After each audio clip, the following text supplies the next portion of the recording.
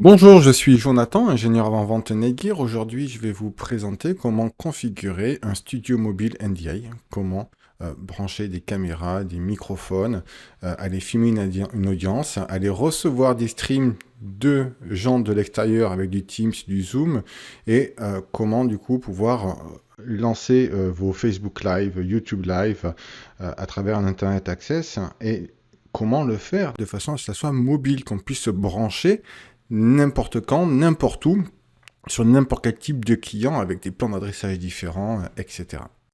Dans un premier temps, on va configurer un VLAN NDI dans lequel on va brancher nos caméras, nos microphones, notre TriCaster, notre vMix, etc.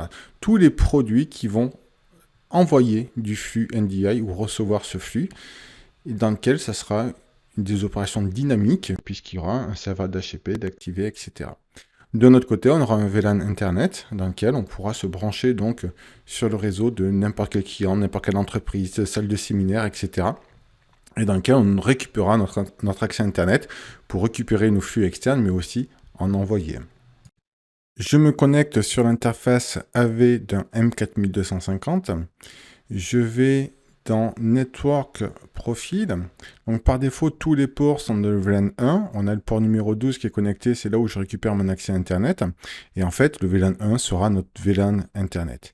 Maintenant, je vais chercher le profil NDI5 avec du Dante. Et je vais tout simplement cocher les ports où je vais brancher mes microphones, mes caméras, TriCaster, vMix, etc. Tout ce qui va participer dans le NDI. Je nomme mon profil. Je rajoute un numéro de VLAN, je mets une couleur sur mes ports, de façon à ce que ça soit plus lisible après. J'active le routing, parce qu'en fait, je vais rentrer une adresse IP qui me permettra d'activer un serveur DHCP. Le but, c'est d'avoir une solution versatile où je vais pouvoir ajouter, remettre des caméras, des micros. Donc j'active un serveur d'HTTP, ça sera plus facile. Je peux limiter mon pool d'adresses IP si je veux quand même utiliser des choses en adresse IP statique. Je ne mets pas de DNS parce que je ne veux pas que les produits essayent de sortir sur Internet.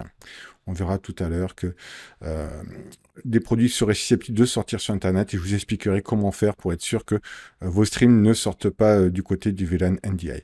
Voilà, au niveau de la configuration du switch, c'est fini. Donc ici, la partie qui peut être un peu complexe pour les gens qui n'ont pas l'habitude du routage en IP, il y a des formations gratuites sur netgear.academy. On vous parle des fondamentaux de l'AV sur IP. Dans netgear.academy, c'est gratuit.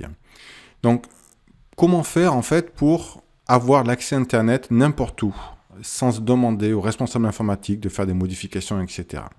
Bien, tout simplement en dédiant des ports sur les périphéries, les stations de travail qui vont vouloir sortir sur Internet, votre TriCaster, votre vMix, etc. Il faut un second port Ethernet. Donc, si vous n'avez pas de disponible, vous rajoutez un adaptateur USB RJ45 et ça fera très bien l'affaire. Et donc, du coup, en créant ce second réseau, on va récupérer facilement l'accès Internet. Parce que sur le switch, on a configuré un serveur DHCP sans DNS, votre station de travail ne devrait pas essayer d'atteindre Internet à travers le port configuré pour le NDI.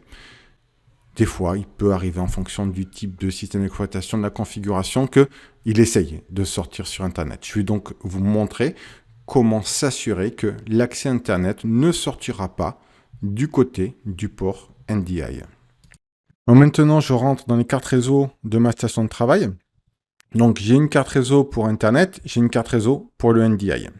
Je les branche, je rentre dans les propriétés de ma carte NDI et dans lequel je vais aller chercher en fait les propriétés TCP IP v4 pour aller rentrer encore dans les options avancées. Donc, TCP IP v4, désolé, ça remonte un petit peu. Avancer, et là, je vais désactiver les métriques automatiques et rentrer une valeur élevée. Plus ce sera élevé par rapport à la carte Internet, et donc moins elle sera prioritaire, et donc on n'ira pas sur Internet. J'ai plus simple. Il suffit tout simplement d'activer une adresse IP statique sur notre station de travail, et à ce moment-là, donc sans rentrer d'adresse IP de gateway, de passerelle, on ne met pas de passerelle, et bien, automatiquement, la station de travail n'essaiera pas de sortir sur Internet sur la carte NDI. De l'autre côté, le DHCP client du réseau Internet, lui récupère automatiquement une adresse IP avec une adresse IP de passerelle et va donc sortir sur Internet. Donc si je fais un ping vers 8.8.8, une adresse de Google, eh bien, c'est bon, je sors bien sur Internet, j'ai mon ping qui est positif. Voilà, n'hésitez pas à nous contacter si vous souhaitez avoir des informations supplémentaires sur les produits Netgear. Au revoir.